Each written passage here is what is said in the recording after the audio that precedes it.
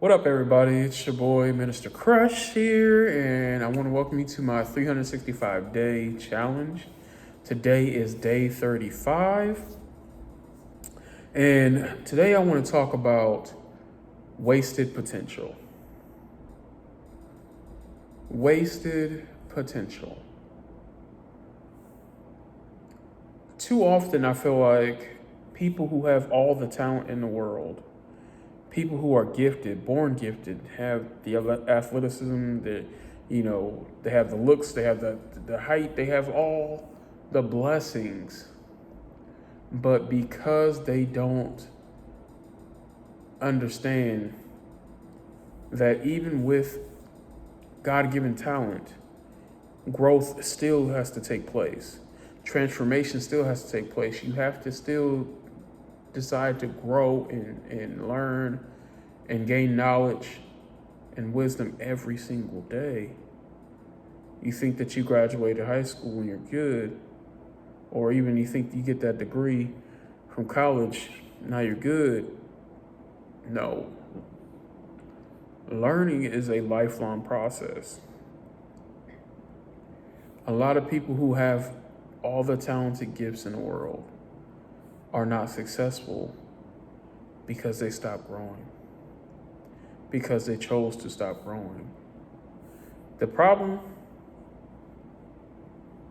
with you and why you haven't gotten to the place that you wanted to be, haven't grown to who you want to be in life, your roadblock is you. You're the problem.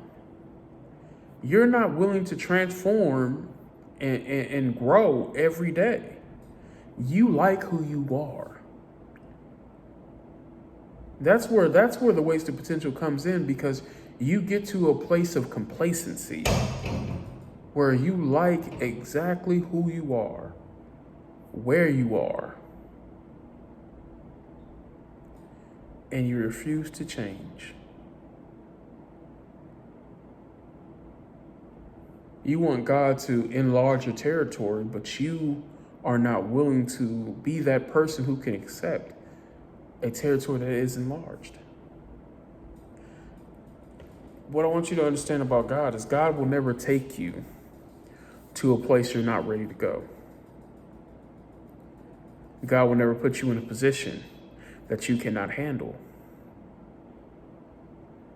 But we want God to place us in a position, to elevate us in a position, and we do not want to do the preparation, the training, the transformation to become the person who can handle that position. You are your problem. It's not somebody else. It's not what your mom did. It's not what your dad did. It's not what happened to you as a kid. No, it is you. You're the problem. You like who you are right now. And you're not willing to grow. You're not willing to grow deeper, to grow stronger, to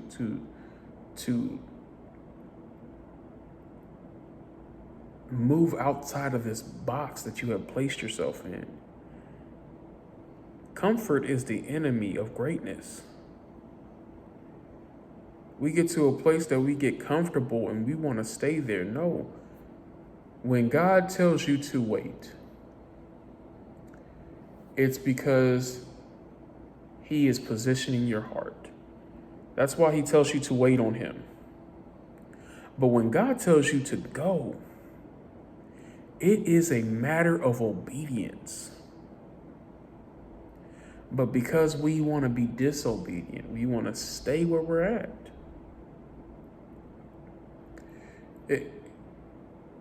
We think of a story, we all know who David is. King David. We know who King David is. We know that David was a man after God's own heart. But David was not the first king of Israel. The first king of Israel was Saul. Saul is the epitome of wasted potential. See, what happened at that time was The people of Israel were being led by God, and God was using Samuel as the vessel to talk to the people. So as the prophet, you talk to the people for God. So he was essentially just the figurehead or the leader of the people under the head of God. Well, the people wanted to be like everyone else. They wanted to be like the other nations. The other nations had a king. We need a king. They went to Samuel and they petitioned that we want a king. We want to be like all the other nations. They have kings. We don't have one. We need someone that can lead us into battle.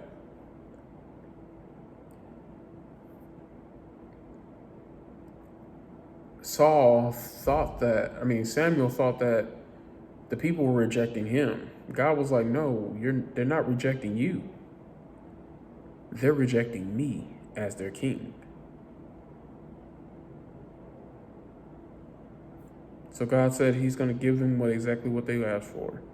They wanted to be like everyone else, even though as the children of God, we are called to be set apart, to be different than everyone else. But still, we always seem to find ourselves wanting to be like everyone else, to be like one of the crowd. No, you are called, you are set apart, you are pulled out of the natural to be something different, to be something special.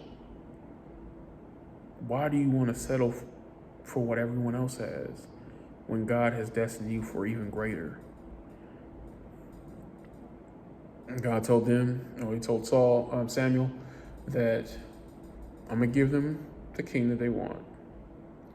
And when they're in need, let them go to that king and not come to me. So Samuel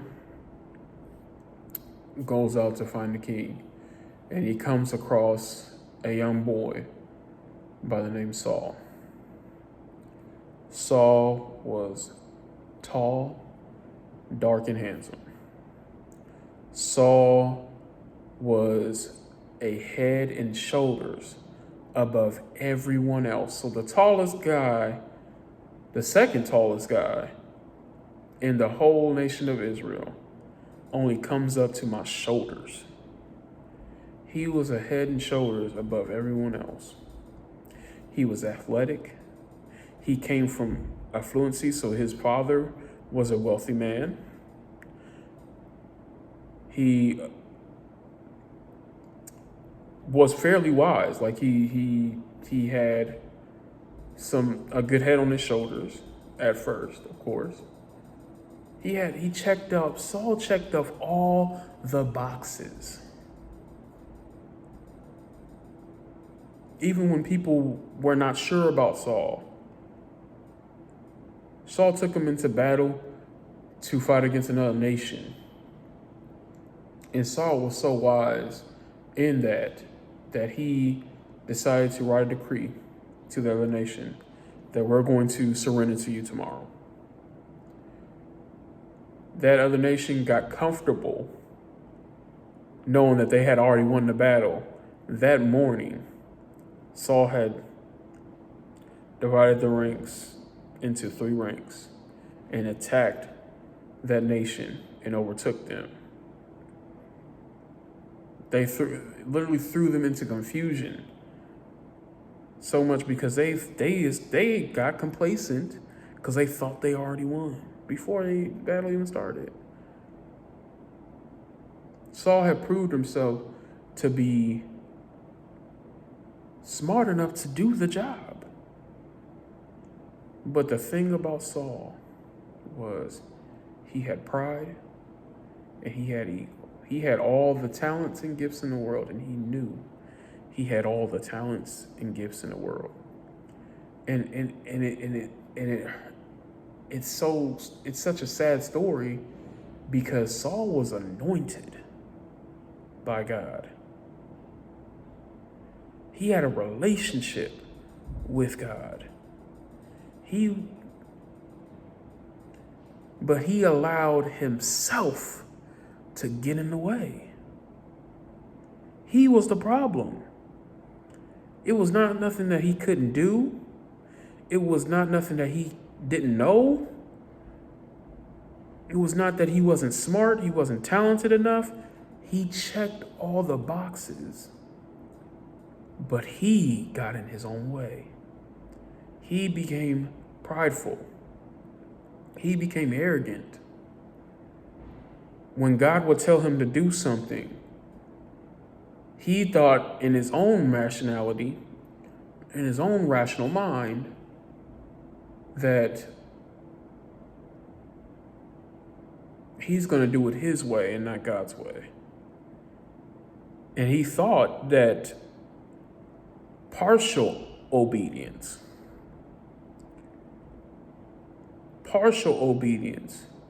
was good enough.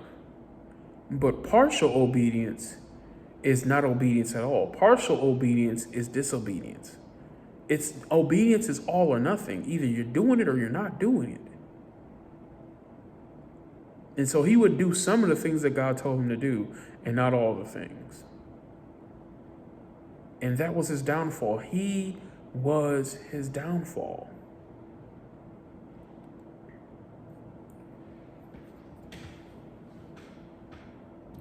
Saul had a son named Jonathan.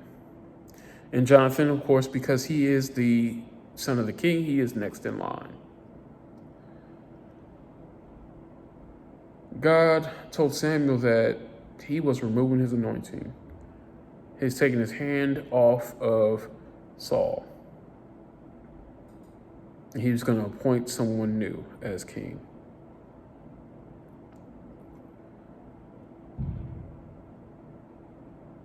Samuel goes, and of course, he finds the son of Jesse.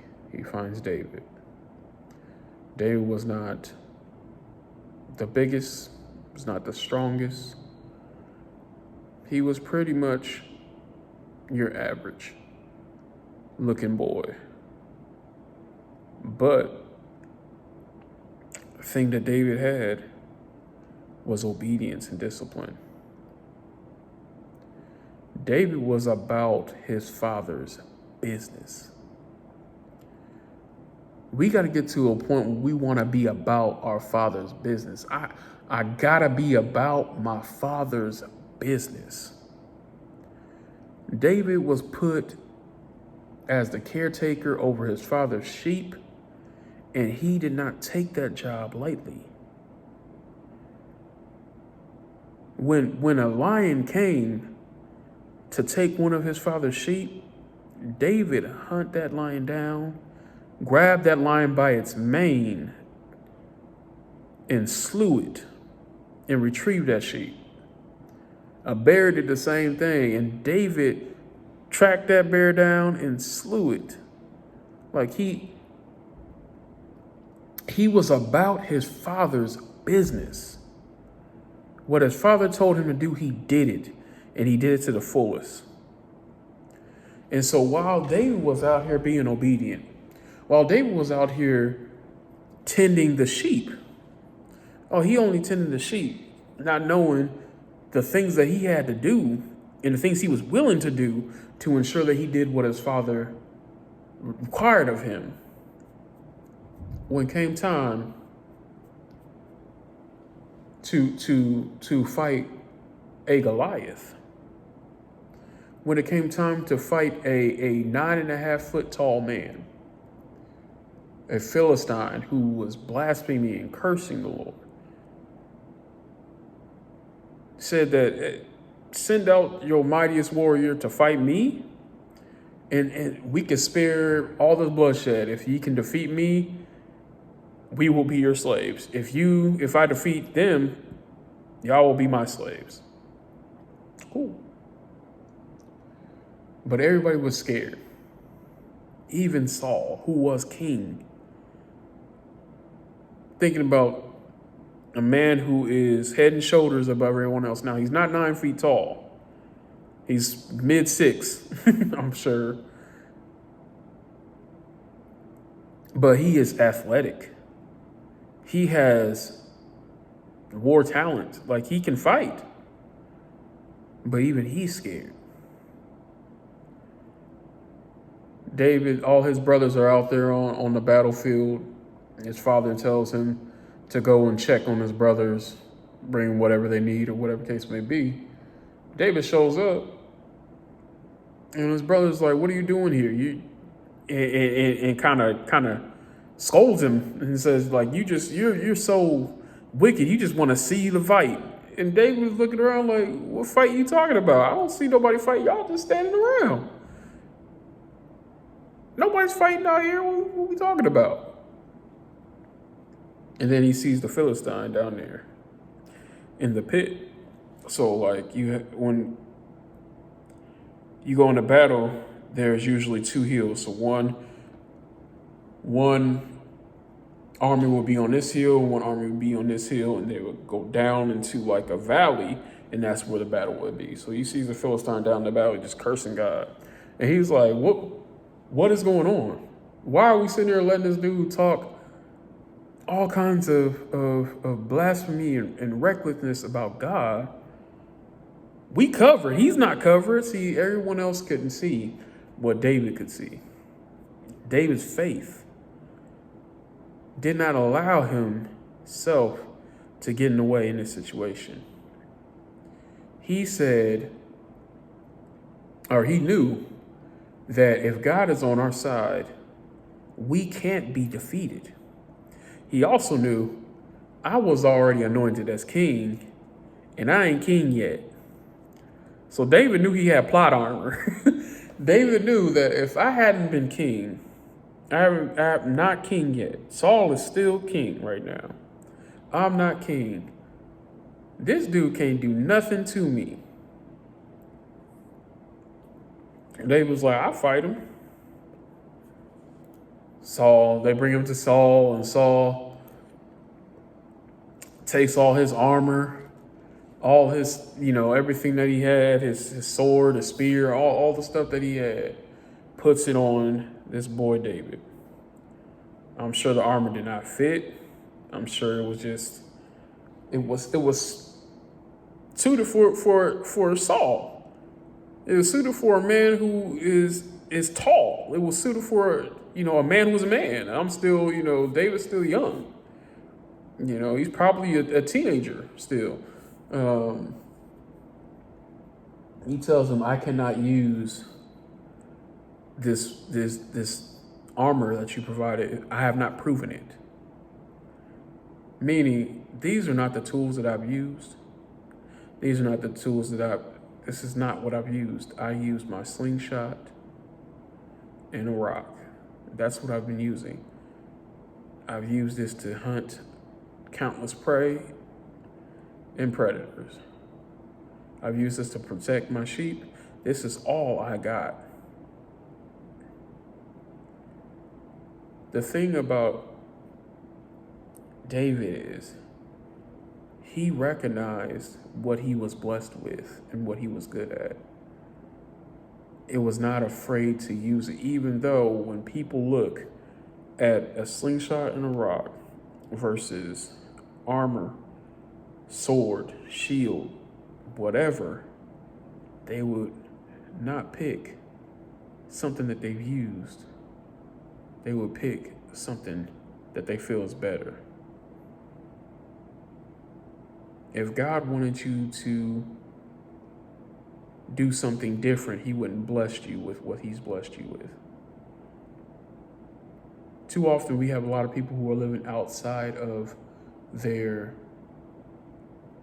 purpose in life because they don't see what they have as valuable. David saw what he had as valuable.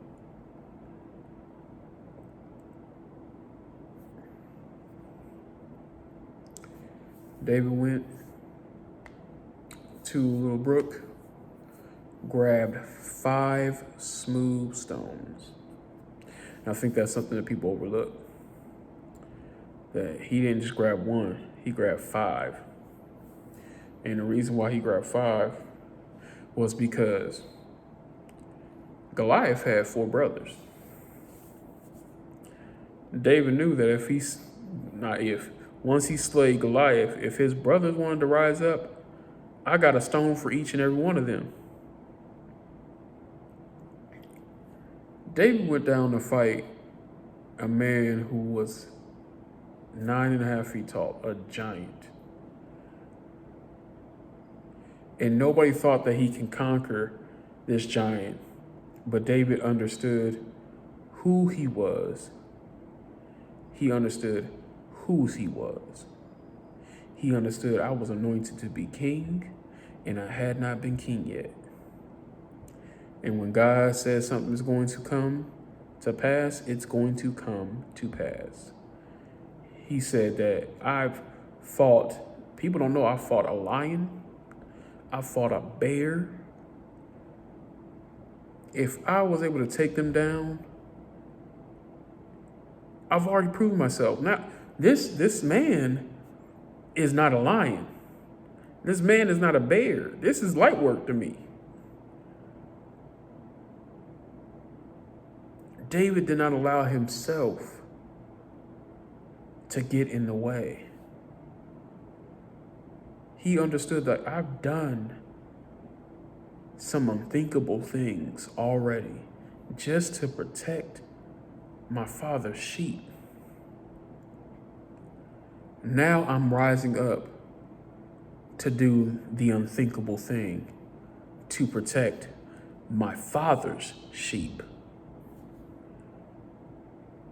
He knew he had plot armor.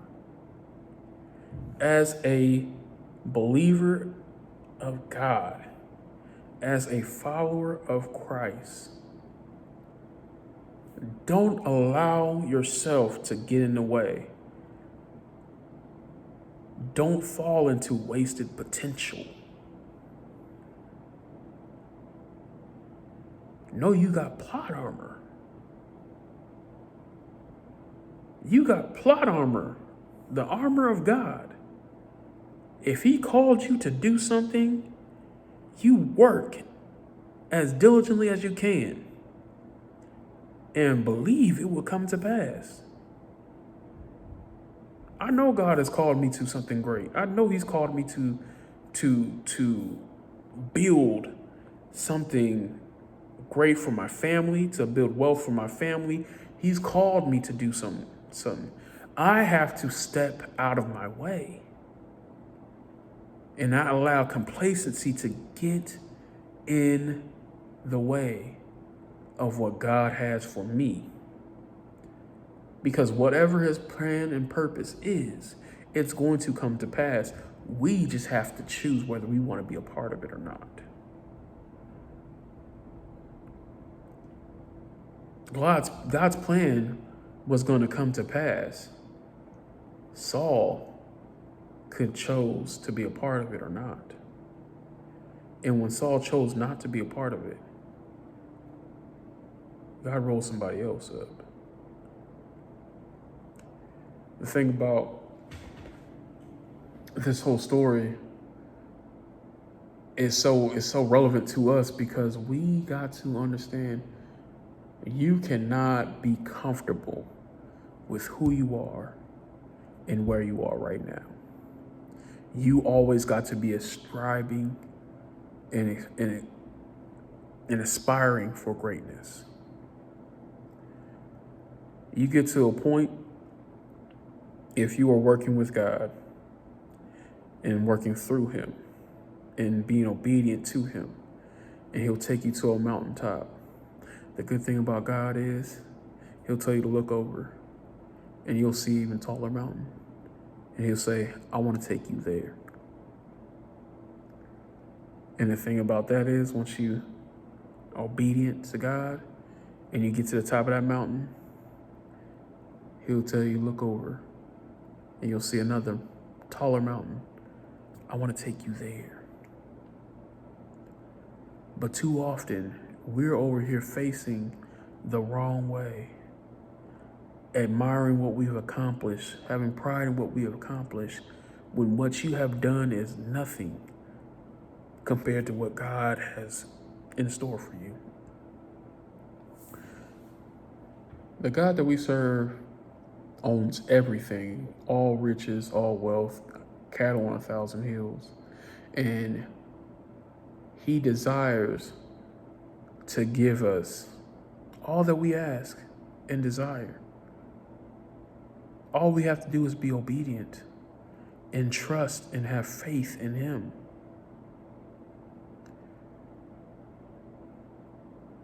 I really believe sometimes we think that God only has a limited amount of blessings, or my God might have ran out of blessings for me.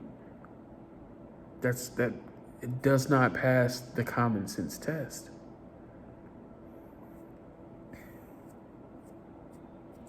The reason why I brought up Jonathan, Saul's son, was because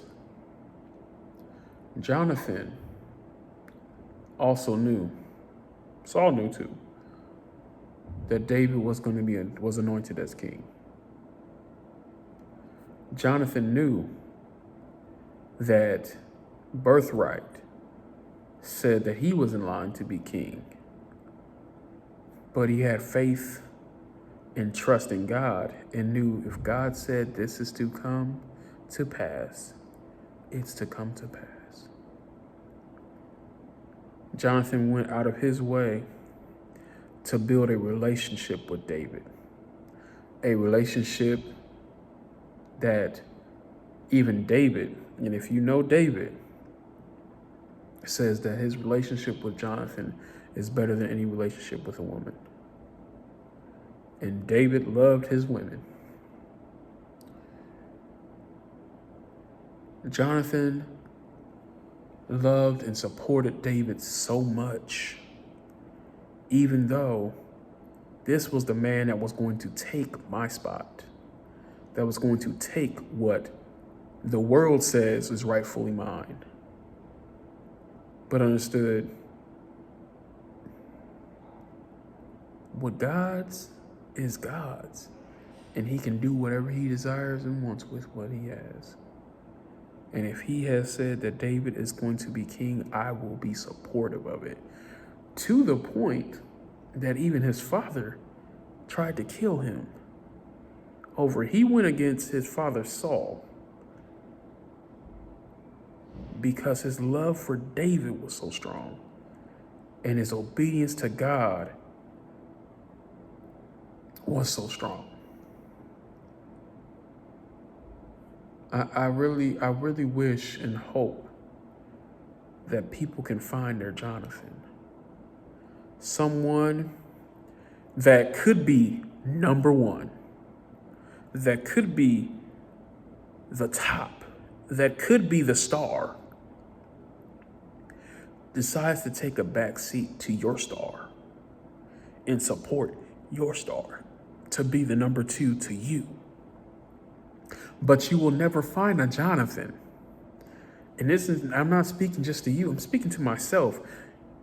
We will never find a Jonathan if we are comfortable being who we are today, right now.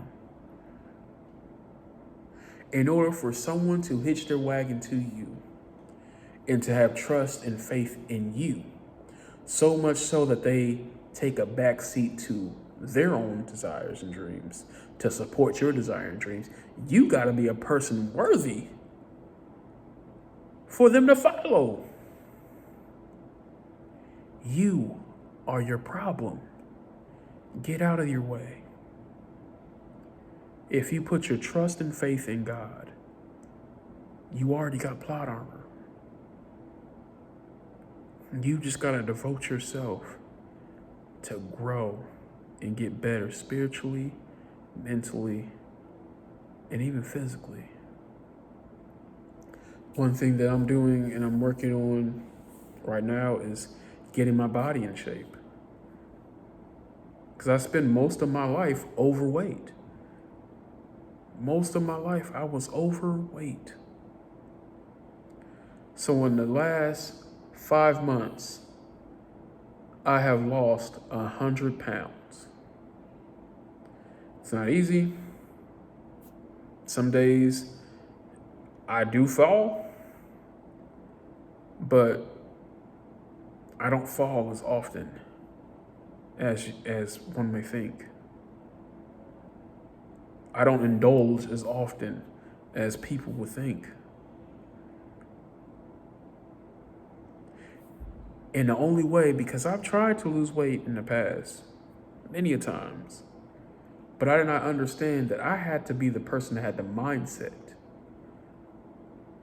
to lose the weight before I can actually do it. You have to be the person with the mindset to grow spiritually before you can actually do it. You have to be the person with the mindset to build the character, to be the person people will follow before you can do it. I had to see myself as a healthy, in shape man before I can become a healthy, in shape man physically. I lost 100 pounds and I have 100 pounds to go. But because I've already lost 100 pounds, and it was harder to lose it back then than it is now, because I can do a lot more now than I could when I first started. Because no longer did I want to be comfortable with who I was then. And I'm still not comfortable who I am now. So I'm still trying to grow and get better. Every day, grow and get better. Grow and get better. Become the person with the character, with the spiritual knowledge, with the faith in God that people want to follow. Find your Jonathan who will support you, and always look to God to take you to the next mountaintop. Because no matter how far or how high you got, there's still another level to go to. I hope this blesses somebody. I just want to let you guys know I truly do love you. And I'm trying to share as much as I can about what I'm doing, going through, what I'm learning each day. Because this is not just for your benefit. I'm just sharing what I've learned. I hope it blesses you. I'm Minister Crush, and until next time, take care.